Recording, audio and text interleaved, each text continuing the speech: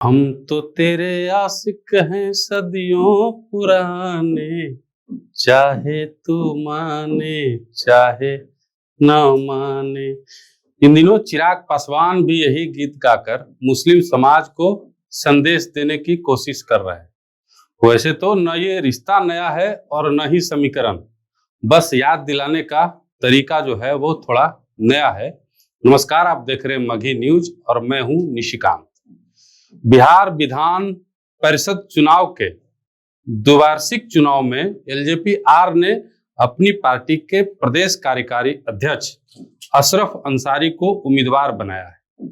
माना जा रहा है कि चिराग पासवान ने ऐसा करके बड़ा राजनीतिक दांव खेल दिया है। अब इसके बाद राजनीतिक गलियारे में कई तरह की चर्चाएं भी शुरू हो गई हैं। ऐसे में ये सवाल तो बनता ही है कि एलजेपी आर ने अशरफ अंसारी को ही क्यों अपना उम्मीदवार बनाया। उनकी पार्टी में तो कई काबिल और समर्पित नेता हैं, उनको क्यों नहीं बनाया? क्या यह सिर्फ एमएलसी सीट का मामला है या इसके पीछे बिहार की मुस्लिम राजनीति में सेंध लगाने की तैयारी है? अब बिहार की राजनीति को जो लोग करीब से जानते समझते हैं, उन्हें इस बात का पूरा एहसास है कि चिराग पासवान ने जब भी कोई तीर चलाया है तो वो हवा में नहीं चलाया। उनके पिता स्वर्गीय राम विलास पासवान भी राजनीति में सामाजिक समीकरणों को बहुत बारीकी से समझते थे और अब चिराग पासवान भी अपने पिता के नक्शे कदम पर चलने का प्रयास कर रहे हैं। रामविलास पासवान की राजनीति सिर्फ दलित वोट बैंक तक सीमित नहीं थी। उनके दौर में मुस्लिम चेहरों को भी पार्टी में जगह और सम्मान मिला करता था। महबूब अली कैसर जैसे नेता एलजेपी से सांसद बने थे। अब्दुल खालिक पार्टी में महासचिव और अन्य महत्वपूर्ण रणनीतिक जिम्मेदारी को संभालते थे। यानी रामविलास पासवान के समय भी संदेश साफ था कि एलजेपी केवल पासवान समाज की पार्टी नहीं है, बल्कि दलित, मुस्लिम, पिछड़ा और कमजोर वर्ग की आवाज बनने वाली पार्टी है। और अब चिराग भी उसी पुरानी किताब का नया पन्ना खोल रहे हैं और हम तो तेरे आशिक हैं सदियों पुराने, चाहे तू माने चाहे न माने गा रहे हैं।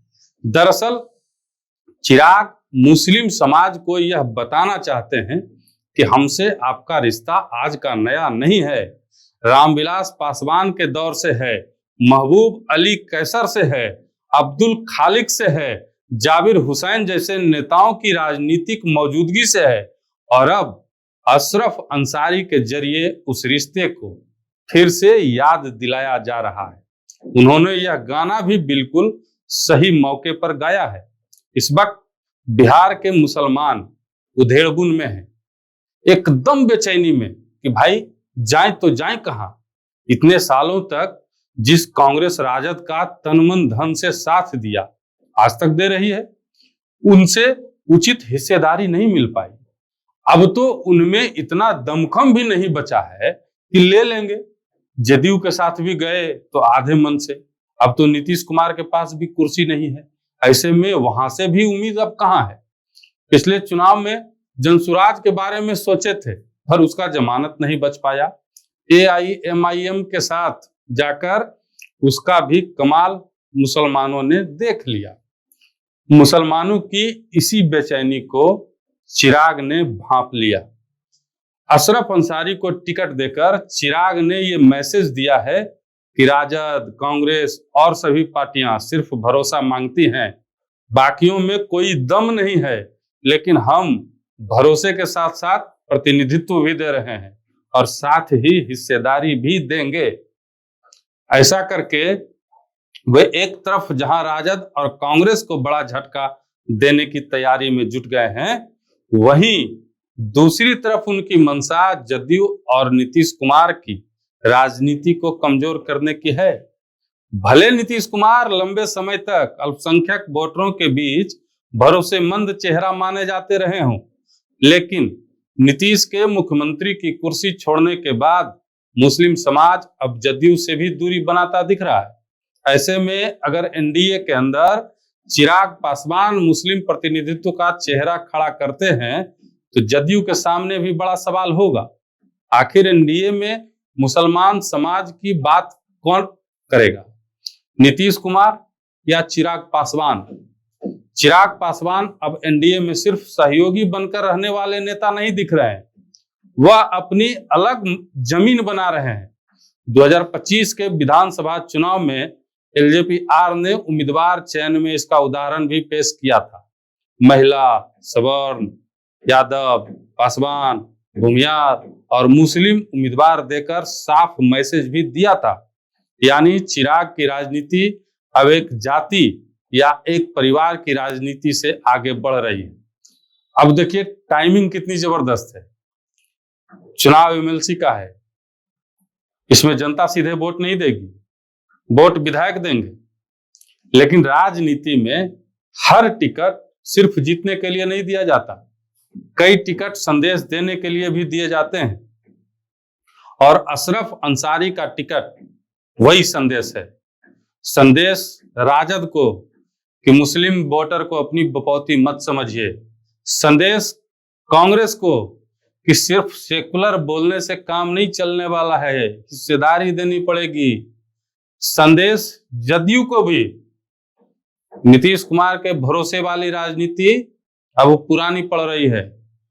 और संदेश मुस्लिम समाज को भी कि जिस तरह से रामविलास पासवान का दरवाजा पहले खुला था, आज चिराग पासवान का दरवाजा भी आपके लिए खुला हुआ है। और यही वजह है कि चिराग का यह दांव छोटा दिख जरूर रहा है पर है बहुत बड़ा, क्योंकि बिहार में मुसलमान वोट अगर एक तरफा नहीं रहा तो कांग्रेस और राजद की पूरी गणित हिल जाएगी, पूरा जमीन खिसक जाएगा। और अगर एनडीए में मुस्लिम प्रतिनिधित्व का नया चेहरा चिराग पासवान बन गए तो नीतीश कुमार की पुरानी अल्पसंख्यक राजनीति भी चुनौती में आ जाएगी। अब एक बात और समझिए, रामविलास पासवान को राजनीति का मौसम वैज्ञानिक कहा जाता था, आप सबको पता है। वह हवा का रुख पहचान लेने वाले नेता में से एक गिने जाते थे। अब चिराग पासवान भी हवा का रुख पहचानने की कोशिश कर रहे हैं। उन्हें दिख रहा है कि मुस्लिम समाज में सवाल है, सवाल हिस्सेदारी का, सम्मान का, टिकट का, और सबसे बड़ा सवाल है कि किसके साथ जाने से राजनीतिक भागीदारी मिलेगी। इसीलिए चिराग ने अशरफ अंसारी को आगे कर दिया। यह सिर्फ उम्मीदवार नहीं बल्कि राजनीतिक पोस्टर है, याद रखिएगा, राजनीतिक पोस्टर जिस पर लिखा है रामविलास का पुराना रिश्ता और चिराग का नया दाव। अब देखना यह है कि मुस्लिम समाज इस गाने को कैसे सुनता है। क्या उनको ये गाना पसंद आएगा? क्या मुस्लिम समाज इस गाने की धुन पर नाचेंगे या फिर वो पुरानी धुनों पर थिरकते हुए इसको स्वाइप कर देंगे? बहरहाल चाहे जो हो, लेकिन एक बात तो तय है कि चिराग पासवान ने बिहार की राजनीति में हलचल जरूर मचा दी है। चिराग पासवान के द्वारा मुस्लिम समाज को भेजे गए सियासी पैगाम को आप किस नजरिए से देखते हैं, कमेंट बॉक्स में जरूर बताइएगा।